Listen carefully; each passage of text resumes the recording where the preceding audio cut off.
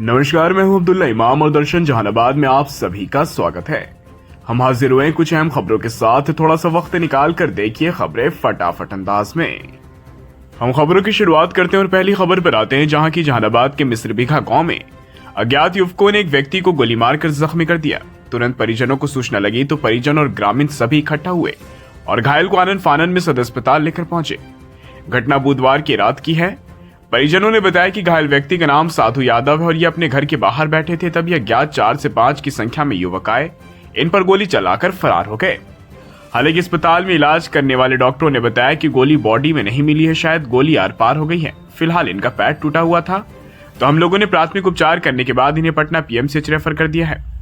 वर्तमान स्थिति यह है कि अभी परिजनों को अंदाजा नहीं है कि यह हमला किसने किया और गोली किसने चलाई है। जबकि घायल की स्थिति स्थिर होगी तो शायद वही बता पाएंगे कि आखिर ये घटना को अंजाम देने वाले लोग कौन थे और क्या उनका किसी से विवाद चल रहा है या नहीं। हम अगली खबर पर आते हैं, जहां की जहानाबाद में एक बार फिर से एक बेटी दहेज के लोभियों की भेंट चढ़ गई और उसे अपनी जान गंवानी पड़ी है।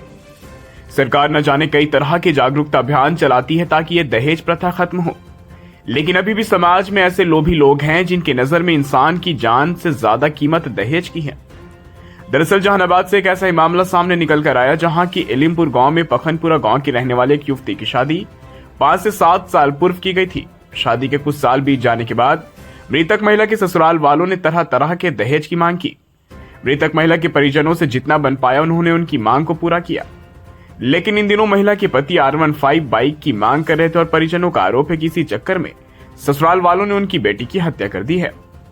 मृतक महिला के भाई का आरोप है कि उन्हें सूचना लगी कि उनकी बहन को कुछ खिला पिला दिया गया है, जिसके बाद वह लोग घर पर गए जहां कोई नहीं था और उनकी बहन के शव को लेकर सास, ससुर और ननद भाग रहे थे।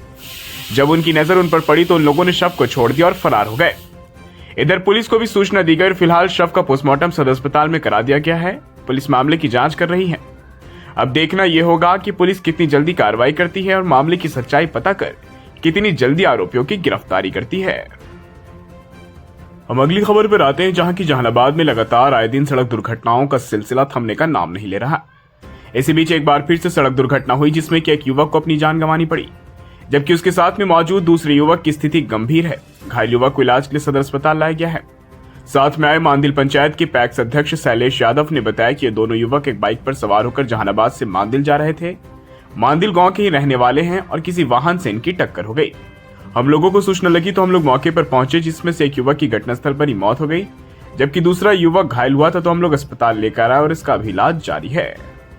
हम अगली खबर पर आते हैं, जहां की 46वीं नेशनल जूनियर बालक हैंडबॉल प्रतियोगिता के दूसरे दिन का भव्य शुभारंभ जिला परिषद की अध्यक्षा रानी कुमारी, जदयू नेता निरंजन केशव प्रिंस, जयप्रकाश नारायण चंद्रवंशी, हम पार्टी के नेता SK सुनील और कई सामाजिक कार्यकर्ता, वरिष्ठ पत्रकार संतोष श्रीवास्तव की उपस्थिति में किया गया। मौके पर मौजूद अतिथियों ने कहा कि खेल युवाओं के स्वर्गीय विकास का माध्यम है। उन्होंने आयोजन समिति को इस भव्य आयोजन के लिए बधाई भी दी और प्रतियोगिता में शामिल सभी टीमों को शुभकामनाएं दी और यह भी कहा कि इस तरह के आयोजन ग्रामीण और शहरी युवाओं को अपनी प्रतिभा दिखाने का बेहतरीन मंच प्रदान करते हैं। प्रतियोगिता के दौरान दर्शकों की भारी भीड़ उमड़ी, जो अपने पसंदीदा खिलाड़ियों और टीमों को उत्साहवर्धन कर रही थी। आयोजन समिति ने बताया कि प्रतियोगिता के आगामी मुकाबले और भी रोमांचक होने की उम्मीद है। तो दोस्तों, ये थी जहानाबाद के दिन भर की कुछ अहम खबरें। खैर फिलहाल के लिए बस इतना ही। हमें दीजिए इजाजत, हम फिर से हाजिर होंगे नई खबर को लेकर।